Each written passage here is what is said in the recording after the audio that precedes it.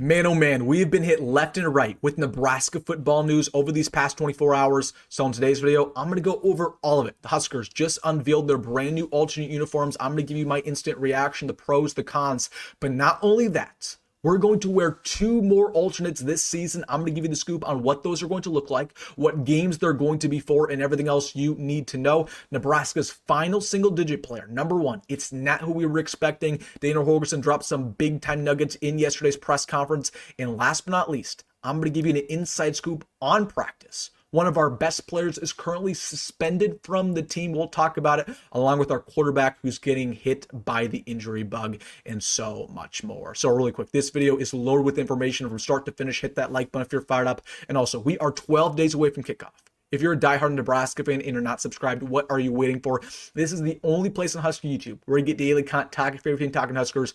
It is a no-brainer. It takes seconds. Join the family. Hit that subscribe button. Thank you so much.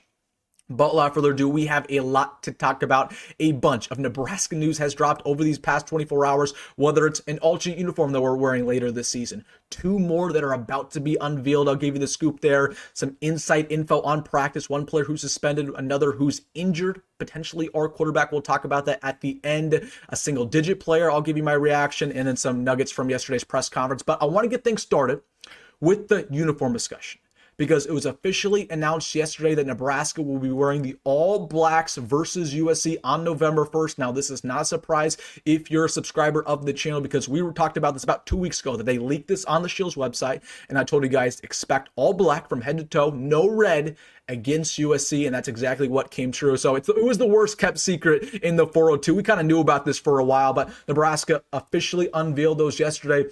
And right off the bat, I'm not going to lie to you, I love these uniforms. They look really clean. The problem with the uniforms we wore in 2019 and 2020, the All Blacks, is that they were just trying to do too much. They had red in them, they had black, they had white. Again, they had red on the shoulders, they had the red nameplate. Like, it just didn't look very good. It looked like, you know, an 18-year-old designed the uniform, an art major, right? That's not what we're trying to do here. I told you guys in the past that if Nebraska wants to bring the All Blacks back, you got to get rid of the red. You just got to go all in on black and white. That's exactly what they did. The only thing I'm not a huge fan of, if you're going to go all black, you got to go all in, head to toe.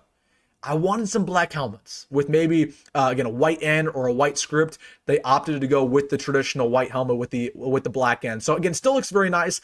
Kind of wanted that black helmet. The only con I'll say about this is I wish it wasn't for USC. I was hoping it would be for either Northwestern or Michigan State, because that's a game that you feel a little less nervous about. And when you're wearing an alternate uniform, I want to win, because if we lose, people are going to say, oh, the uniform's cursed, we can never wear it again. And also, when you're playing an iconic brand like USC in a big-time game, I think you should be wearing your normal uniforms.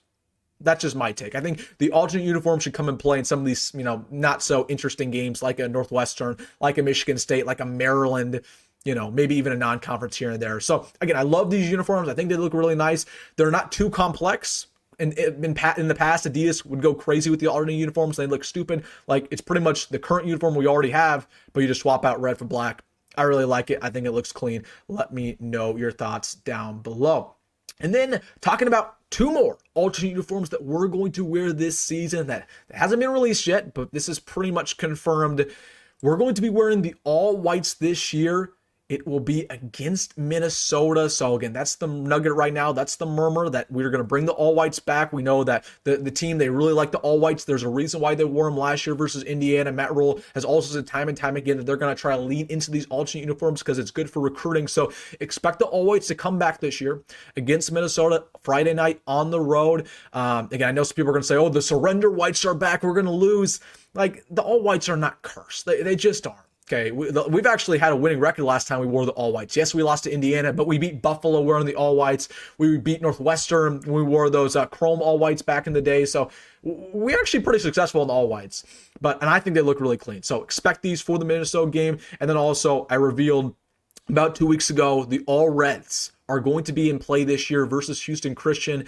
Again, this is pretty much confirmed as well, so expect the all reds to be worn for the first time since 1986 against Houston Christian at home. So again, not technically brand new alternate uniforms, but all red and all white are getting into the rotation. Expect those to be a staple under Matt Rule. Like, this is going to be something that we probably wear both of those once a year.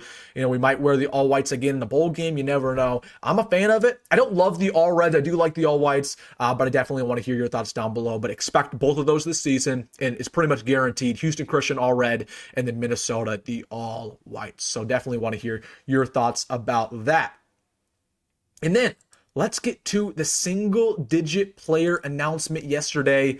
It was revealed that Ceyair Wright has earned the number 1 uniform. Now, right off the bat, I was shocked by this. I told you guys, 2 days ago? I definitely expected it to be Dylan Raiola. That was the rumor for a couple weeks now, that Dylan Raiola was preparing to change his number. Now, everything I heard yesterday was that it was pretty much up to Dylan. Like, Dylan obviously was voted to be a single-digit guy, and he was going to take number 1, but at the very last second, he decided, you know what, I'm going to stick with 15. It's iconic. It's my brand.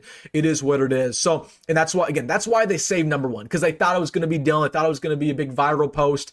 If it was going to be Ceyair Wright all along, they would have just announced that with all the other guys. So that was kind of what happened behind the scenes. Was Dylan kind of wanted to switch to 1, but changed it over to 15 very last second. He was voted for a single digit, but he decided to stick with 15, and Ceyair Wright gets that number. So either way, again, Ceyair earned it. Very excited to see him rock that number. I'm just happy that those two aren't sharing number 15, because I thought it was weird that our quarterback and our top corner were both wearing number 15. Like, not the greatest look there. I want Dylan to have 15 all to himself. So I'm cool with it. Very, very nice there from Ceyair Wright, but definitely a little bit shocking that Dylan didn't want it. I thought Dylan just was going to want number 1 simply to get away from the Patrick Mahomes thing, the Patrick Mahomes controversy. But it's cool. 15's still a great number, and it would have been. There's a lot of 15 merch out there. So my big thing with him was, okay, great. If you change from 15 to 1, that's awesome. But what are people going to do with all their 15 Raiola jerseys? Like, are those going to go in the trash? Like, what's going on there? So Dylan decides to stick with number 15. Pretty cool. All right. I also want to mention this again. Torrey Pittman committed to Nebraska yesterday. I didn't notice this until after my video, but he used my voiceover for his commitment video at the very beginning. So hey, shout out to my guy Torrey Pittman, man. Us Ittman brothers got to stick together. Dittman, Pittman, but that's my guy though, coming out of Omaha Central. Very, very nice individual on and off the field. Somebody who's going to fit in this Nebraska culture. I mean, he's a 5-star safety. He's a dog. So excited for him in Lincoln, but just wanted to just show you that because I thought it was really cool. It made my day. And then talking about some presser nuggets, then we'll get to the inside scoop at the very end of the video. Dana Holgorsen, he's always an interesting listen. We'll put it at that. He said that the most improved thing about this team going into this year, from an offensive standpoint, is our perimeter blocking. And that was something that was awful last year. From a wide receiver standpoint, again, we couldn't block anybody worth anything, right? Isaiah Nair was letting guys off the edge to get to, our running back. Same deal with Jamal Banks. Same deal with our tight ends. So when Dana Holgorsen got here for that USC game, for the Wisconsin game, he made a point of emphasis to be more physical on the edge. And he said that this year, it's 9-day. Our perimeter blocking is going to be elite. Dane, Key, Jacory, Barney, Nyziah, Hunter, all these receivers are bought into block. So you love that. No block, no rock. That's the term around here. He's confirmed something that I told you guys in yesterday's Nuggets episode. That's why you guys watch the videos. He confirmed that TJ Lateef is fighting for that quarterback 2 spot, that it's not solidified for Jalyn Gramstad. So again, not too shocking if you watch these Nugget episodes. TJ's the real deal, and he's been playing like that. So again, I expect, maybe not for Cincinnati, but by the time we get to Michigan, TJ Lateef is going to be our quarterback 2 with the way it's sounding. He's on a different level. He said that Jacory Barney had his best week of practice since he was at Nebraska. And I already told you that Jacory's been phenomenal since the start of fall practice. So can you believe how good he is in week 3? Like, he is the best player on this team. Jacory Barney is absolutely special. And then he said that, he's continued to be very confident in this running back core. They're going to have some formations where there's 2 running backs on the field, because he feels like we're a lot deeper there than some people are giving it credit for. And with the Mekhi Nelson, of course, Emmett Johnson, Isaiah Mozee, Quinn, Ives when he gets healthy. So I thought it was interesting around Dana. They continue to hype up this running back room, but at this point, I just got to see it to believe it. And then really quickly, a couple other nuggets from the pressers yesterday. Donnie Raiola said this is the best offensive line he's been a part of since he's been coaching at Nebraska.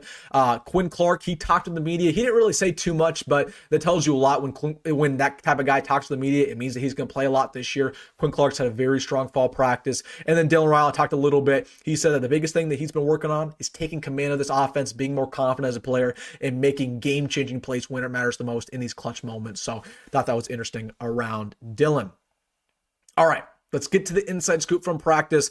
I want to start off with Dylan Raiola, because he has tweaked his ankle. Now, he did practice yesterday. It was TBD whether or not he was going to be active, but he did practice, but he tweaked his ankle earlier this week. Now, I want to preface by saying this. It's pretty much a nothing burger. Like, he's going to be 100% going to Cincinnati. He's not going to be out. He's not going to miss any time, but he did tweak his ankle earlier this week. It'll be TBD whether or not he scrimmages today. I'm sure Matt Rhule will probably clarify in his press conference later, but Dylan Raiola did tweak his ankle just a little bit, which isn't great because he did tweak his ankle last year as well, and he did tweak it time and time again in high school. So hopefully that's not a lingering injury that continues over his span here, but just should be noted. But he'll be fine. Like, don't overreact. He's not really going to miss any time, if not, the scrimmage today. But going into next week, he'll be 100%. And then the big news that dropped, well, I mean, it hasn't dropped. The Matt Rhule hasn't talked about it yet. I don't know if he will. The Beat Reporters haven't talked about it yet, but I can confirm that Elijah Pritchett has been suspended from the team. Now, it was this week and this week alone. He will be ready to go next week. It was only a 1-week suspension. Now, I do know what he did, and I'll just tell you this right now. It wasn't anything aggressive. He wasn't doing anything bad in practice. He wasn't showing up late. It wasn't, anything bad. It was something off the field that happens all the time. Well, not all the time, but you could probably lead to a conclusion there, right?